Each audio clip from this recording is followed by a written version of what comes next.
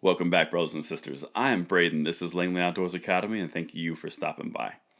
All right, guys, I'm going to be honest. I woke up this morning and I chugged the freedom juice, and I am inspired. And I hope that this episode of Bullet Points inspires you as well. Because throughout history, revolutions and reclamation of rights has been led by the young. And what we're seeing right now is happening on our side of the argument. The pro 2A judgments that have come down, I'm starting to notice a pattern. They're all initiated by the youth, by teens, because they haven't been told what they can't do. And what's a big thing we focus on this channel? We drive hard at what we can accomplish, and each one of us, as individuals and a collective unit going forward, can do together for the Second Amendment. And I'm going to leave you something right now that hopefully, like I said, will make you inspired, because it inspires me. Everything is linked in the article description below, and let me know what you think in the comments field, because I think this is incredible. Check out these two articles I'm going to hit you with. Appeals Court. Dealers can sell handguns to 18-year-olds. Now, this is one thing we covered in July. 18-year-olds in the Fourth Circuit were able to basically buy handguns. Okay? Previously, they weren't allowed to do that. You had to wait till you're 21. Here's another one that I ran across this morning. School settles lawsuit by pro-gun rights student for $35K. This is a 16-year-old who initiated this one.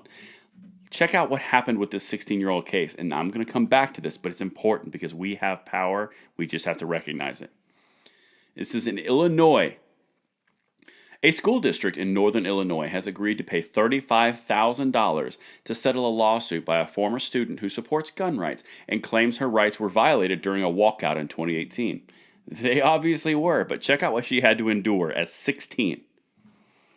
One student yelled at Madison to kill herself.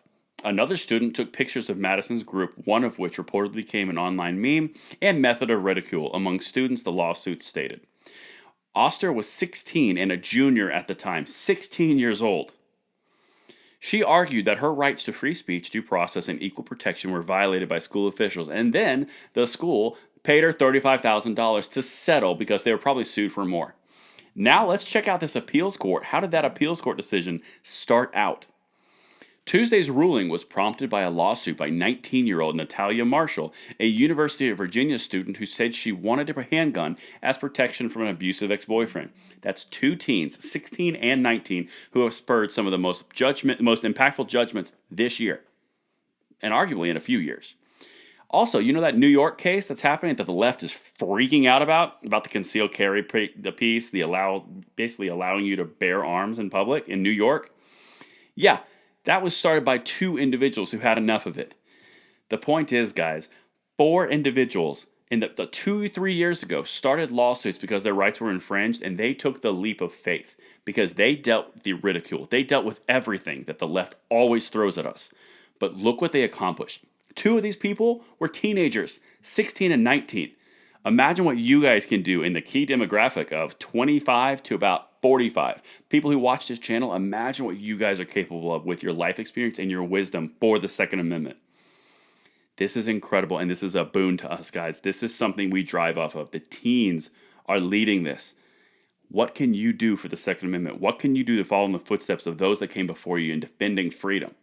Because, brothers and sisters, we are going to pass along the Second Amendment blessing to our next generation for them to fight, because this is never going away. But right now, the question is, what are you going to do? How are you going to activate towards your Second Amendment rights? Because this is a fight that's come to our doorstep. And while we were making forward momentum, that's only 4 people who have stood up. Imagine what would happen if 400 of us stood up. Think about that. That's the episode of Bullet Points I have for you today. Hope it inspired you. Hope it started off your Tuesday on a great day. And I will see you at the 9 p.m. slot tonight for more news. Until then, I'm Braden. See you later.